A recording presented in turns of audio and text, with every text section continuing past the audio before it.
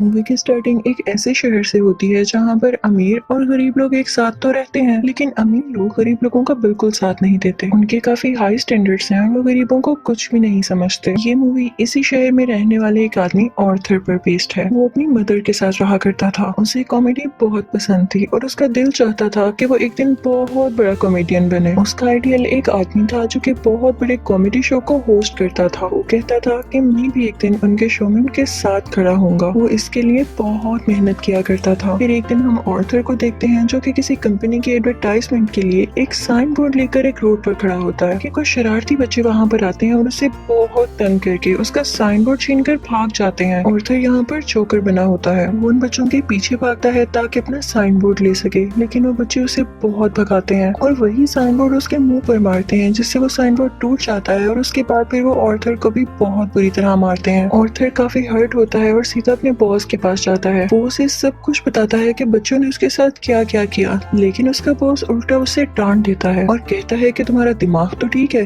बच्चे ऐसी हरकत कैसे कर सकते हैं। बॉस उससे कहता है कि मैं तुम्हें तुम्हारी सैलरी भी नहीं दूंगा। ऑर्थर में कॉन्फिडेंस की बहुत कमी होती है, इसलिए वो यहाँ पर खुद के बारे में कुछ बोल ही नहीं पाता। वो वहाँ से काफी उदास होकर बाहर आ जाता है और सोचता है कि क्या मैं इतना बुरा हूँ कि कोई भी मेरी बात का यकीन ही नहीं करता। वो अपने घर आता है और डांस करने लगता है। यहाँ पे हम देखते हैं कि उसकी बॉडी काफी वीक होती है। अगले दिन ऑर्थर अपने कोलीग से मिलता है और उसे उन बच्चों के बारे में बताता है। उसका कोलीग उसे कहता है कि ये तो बहुत गलत हुआ, तुम्हें अपनी हिफाजत करनी चाहिए थी यार। और इसी के साथ वो उसे गन देता है और कहता है कि इसे अपने पास रख लो, ये मुश्किल वक्त में तुम्हारे काम आएगी। ऑर्थर ये लेने से इनकार करता है, लेकिन वो आदमी जबरदस्ती उसे गन दे देता है और फिर ऑर्थर अपने घर के लिए निकल पड़ता है। वो बस में होता है तो उसके सामने एक बच्चा भी बैठा होता है। वो उसे हंसाने की कोशिश करने लगता है और वो बच्चा जोर जोर से हंसने लगता है, जिस पर उस बच्चे की मदर को गुस्सा आ जाता है और वो ऑर्थर से कहती है कि हटो, परेशान मत करो हमें। लेकिन इस बात पर ऑर्थर हंसने लगता है। इनफैक्ट हमें बताया जाता है कि ऑर्थर को कोई सीरियस साइकोलॉजिकल इशू होता है और वो अपनी हंसी को कंट्रोल ही नहीं कर पाता। उसे कहीं पर भी हंसी आ जाती है। वो बस में बैठी हुई उस लेडी को एक कार्ड देता है जिसमें उसकी डिजीज के बारे में सब कुछ लिखा होता है। वो घर आता है और अपनी मेडिसिन लेने लगता है। इनफैक्ट वो गरीब था और ये दवाई बहुत एक्सपेंसिव थी, तो वो गवर्नमेंट के बनाए गए मेडिकल सेंटर से ये दवाई फ्री लेता था। वो एक दिन अपनी साइकियाट्रिस्ट के पास जाता है। वो उसे कहती है कि मुझे अपनी डायरी दिखाओ कि तुम क्या क्या लिखते रहे हो। जैसे ही वो उसकी डायरी खोलती है उसमें ये लिखा होता है कि मैं उस तरह नहीं मरना चाहता जिस तरह बुरी तरह से मैंने जिंदगी गुजारी है। फिर ऑर्थर वहाँ से अपने घर जाता है तो उसकी मदर उससे पूछती है कि क्या टॉमस की तरफ से कोई लेटर आया, तो ऑर्थर कहता है कि नहीं, आज भी नहीं। इनफैक्ट टॉमस इस मूवी में बहुत ज्यादा रिच बिजनेसमैन दिखाया गया है और लोग उससे बहुत डरते हैं। उसकी माँ उसे कहती है कि अगर उसको हमारी हालत के बारे में पता चलेगा तो वो हमारी हेल्प जरूर करेगा। अगले दिन जब वो बाहर जाता है तो वापसी पर आते हुए रास्ते में उसे एक सिंगल मदर मिलती है जिसके साथ एक छोटी सी बेटी भी होती है। वो ऑर्थर को काफी अच्छी लगने लगती है, लेकिन वो अपने घर आ जाता है। यहाँ उसकी मदर उससे फिर उसी लेटर के बारे में पूछती है तो ऑर्थर कहता है आपका क्या लेना देना है उससे, वो हमारी मदद नहीं करेगा।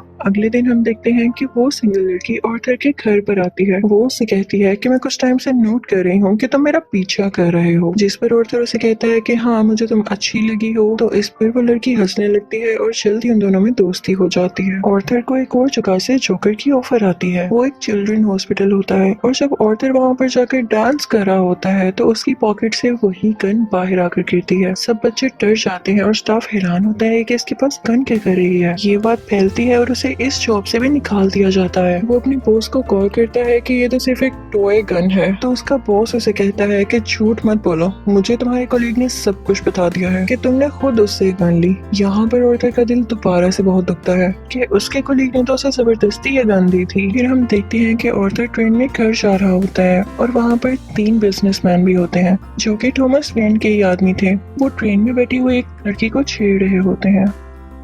ऑर्थर को यहाँ पर अपने मेंटल डिसऑर्डर की वजह से हंसी आने लगती है और वो तीनों आदमी समझते हैं कि हम पर हंस रहा है। वो उसे बहुत मारते हैं, इतना मारते हैं कि उसके मुंह से खून आने लगता है। ऑर्थर उन्हें अपना मसला बताने की कोशिश कर रहा था, लेकिन वो तीनों उसकी एक नहीं सुनते। ऑर्थर को उन तीनों पर गुस्सा आ जाता है और वो अपनी गन निकाल कर उन तीनों को शूट कर देता है। वो वहाँ से ये सोचकर भाग जाता है कि मैंने 3 लोगों का कत्ल किया है। वो खुद को एक बाथरूम में लॉक कर लेता है। पहले तो वो डर रहा था, लेकिन यहाँ पर अचानक से वो डांस करने लगता है। ऐसे लग रहा था जैसे अब उसे कोई रिग्रेट नहीं और वो काफी सुकून में भी था। ऑर्थर घर आता है तो टीवी पर न्यूज चल रही होती है जिसमें थॉमस बोल रहा होता है वो कहता है कि जिन 3 लोगों का कत्ल हुआ वो मेरे आदमी थे और उन्हें किसी जोकर ने मारा। लेकिन यहाँ पर गरीब लोग उन तीनों की डेथ का अफसोस करने की बजाय जोकर्स का साथ दे रहे होते हैं, क्योंकि वो सब जोकर्स के रूप में ही अमीर लोगों के खिलाफ स्ट्राइक कर रहे होते हैं। वहाँ से ऑर्थर अपनी साइकेट्रिस्ट के पास जाता है तो वो उसे बताती है कि हम आज आखिरी बार मिल रहे हैं, क्योंकि गवर्नमेंट ने हमें फंड्स देना बंद कर दिया है और अब के बाद मैं आपका फ्री इलाज नहीं कर सकती। ऑर्थर दोबारा से काफी टूट जाता है और उदास होकर वहाँ से बाहर आ जाता है। फिर हम ऑर्थर को देखते हैं जो कि कॉमेडी शो में लोगों को हंसाने की कोशिश कर रहा होता है, लेकिन वो ऐसा कर नहीं पाता और परेशानी में उसे जोर जोर से हंसी आने लगती है।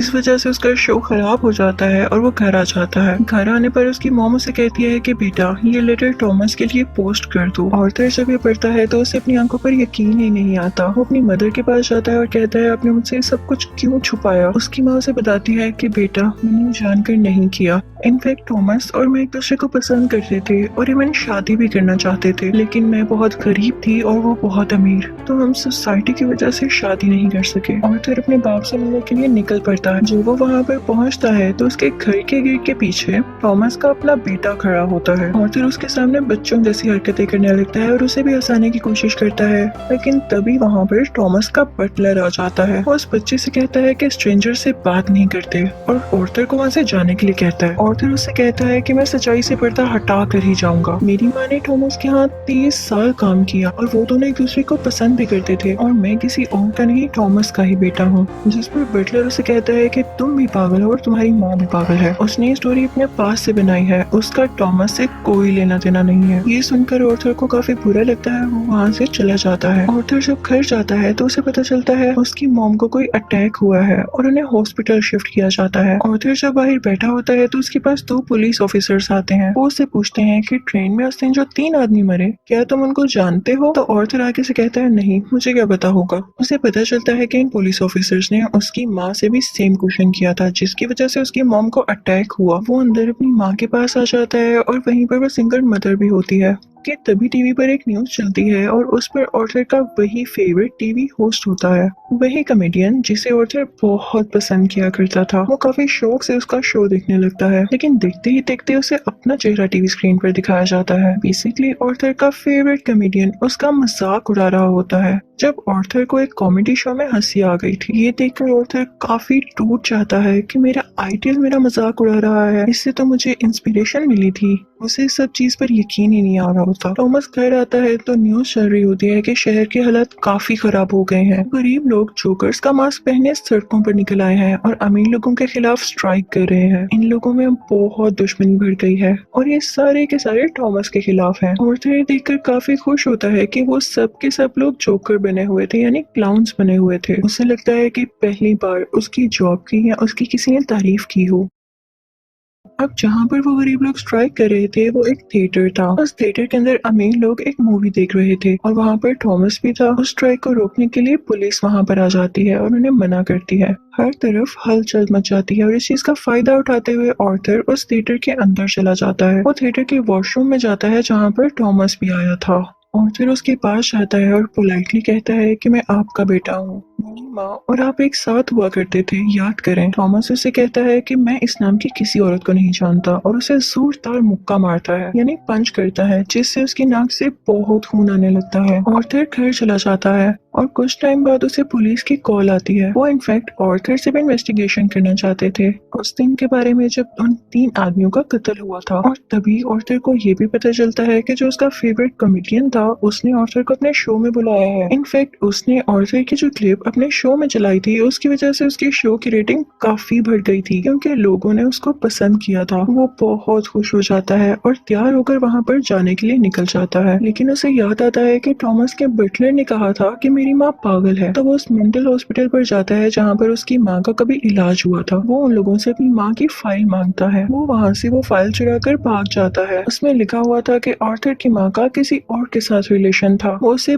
बहुत ज्यादा फिजिकली अब्यूज किया करता था, मारा करता था और इसी दौरान आर्थर के सर पर भी चोट आई थी, जिसकी वजह से वो आज इस डिजीज का शिकार है। वो वहाँ वहाँ से सीधा अपनी दोस्त यानी उसी सिंगर मदर के पास जाता है, लेकिन हमें यहाँ पर पता चलता है कि वो तो थी ही नहीं, वो असल में सिर्फ और सिर्फ उसकी इमेजिनेशन में थी और उसको उसके विजन्स आया करते थे। आर्थर अपने माँ की चोट की वजह से काफी परेशान होता है। वो हॉस्पिटल जाता है और पिलो से अपनी माँ को मार देता है। घर आकर देखता है तो उसे पिक्चर मिलती है जिसके पीछे लिखा हुआ था कि मुझे तुम्हारी स्माइल बहुत पसंद है, जो कि टॉमस ने लिखा था और ये पिक्चर उसकी मदर की थी। यहाँ उसे एहसास होता है कि उसकी माँ झूठ नहीं बोल रही थी। वो अपना जोकर का मेकअप करने लगता है और यहाँ पर वो काफी दुखी होता है और उसे कुछ समझ नहीं आ रहा होता कि उसके आसपास क्या हो रहा है। तभी वहाँ पर उसका वही कोलीग आ जाता है और वो कहता है कि जो उस दिन ट्रेन में 3 कत्ल हुए और रिसेंटली तुम्हारी माँ का भी कत्ल हुआ, मैं उसके बारे में कुछ पूछना चाहता हूँ। आर्थर को लगता है कि ये लोग फिर से मेरा जीना हराम करने आए हैं और वो यहाँ पर अपने कोलीग को बुरी तरह से मार देता है। अब इसके बाद आर्थर तैयार होता है और अपने जोकर का फुल कॉस्ट्यूम पहन लेता है। वो अब अपने फेवरेट कॉमेडियन के शो में जाने की तैयारी कर रहा था। वो बहुत खुश होता है और रास्ते में डांस करता हुआ जा रहा होता है। वहीं पर वो दोनों पुलिस ऑफिसर्स भी आ जाते हैं जो उससे ट्रेन में हुए हादसे के बारे में इन्वेस्टिगेशन कर रहे थे, पर आर्थर वहाँ से भाग आता है और भागते भागते ट्रेन में घुस आता है। उस ट्रेन में और भी बहुत सारे लोग ऐसे थे जिन्होंने जोकर का कॉस्ट्यूम पहना था। पुलिस इतने सारे लोगों में उसको ढूंढ ही नहीं पाती, तो इसी बात का फायदा उठाते हुए वहाँ से बाहर आ जाता है और अपने फेवरेट कॉमेडियन के शो की तरफ जाता है। वो जब उसके सामने जाता है तो वो उससे पूछता है कि क्या तुम भी जोकर बने हो, क्या तुम भी अमीरों के खिलाफ प्रोटेस्ट कर रहे हो। आर्थर उससे रिक्वेस्ट करता है कि आप लोगों को मेरे बारे में कुछ ना बताइएगा सिवाय इसके कि मैं एक ऑर्डिनरी जोकर हूँ।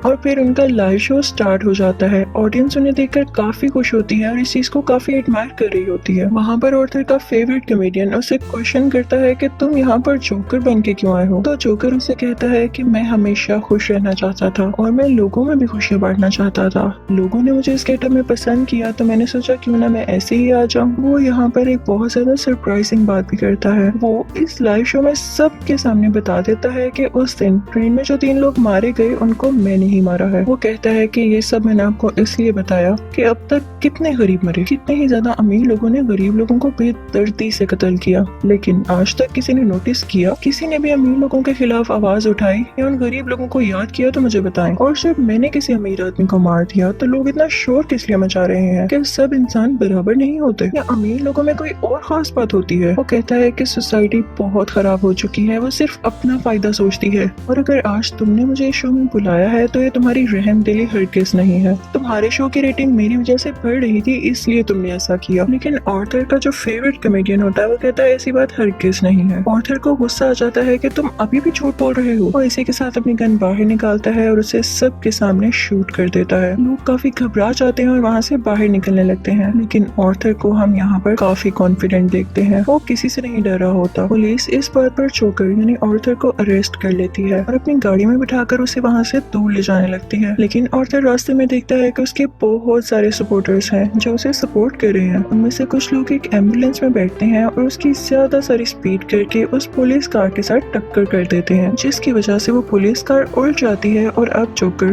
बाहर आ गया था। वो उन सब लोगों में शामिल हो जाता है और उसी कार के ऊपर आकर खड़ा हो जाता है। सब लोग उसे यहाँ पर देख पा रहे थे और उसे चीयर कर रहे थे। उसके मुंह और नाक से काफी खून आ रहा था, लेकिन वो उसी खून से अपनी स्माइल बना लेता है और हाथ मिलाकर जोर जोर से हंसने लगता है। ये इनफैक्ट एक ऐसी स्माइल थी जिसके पीछे गम, तकलीफ और दुख छुपा हुआ था। वो अब उन सब लोगों का हीरो बन चुका था और वो यहाँ पे काफी खुश था कि लोग फाइनली अब उसे तारीफ कर रहे थे, उसे अप्रिशिएट कर रहे थे। दूसरी तरफ हम थॉमस को देखते हैं जो कि अपनी प्रेजेंट वाइफ और अपने बेटे के साथ ये शहर छोड़कर जा रहा होता है, लेकिन तभी साइड पे खड़ा एक जोकर उन लोगों को शूट कर देता है, लेकिन वो उनके बेटे को कुछ नहीं कहता। फिर सीन चेंज होता है और हमें आर्थर यानी जोकर एक साइकियाट्रिस्ट के पास दिखाया जाता है। वो वहाँ पर भी हंस रहा होता है, तो वो साइकियाट्रिस्ट उससे कहती है कि तुम बिला वजह क्यों हंसते रहते हो। तो आर्थर उससे कहता है कि आप इस फीलिंग को कभी नहीं समझ पाएंगी, और ये कहकर वो वहाँ से बाहर आ जाता है। उसके जूतों के नीचे खून लगा हुआ था, जिससे ये जाहिर होता है कि एक अच्छा इंसान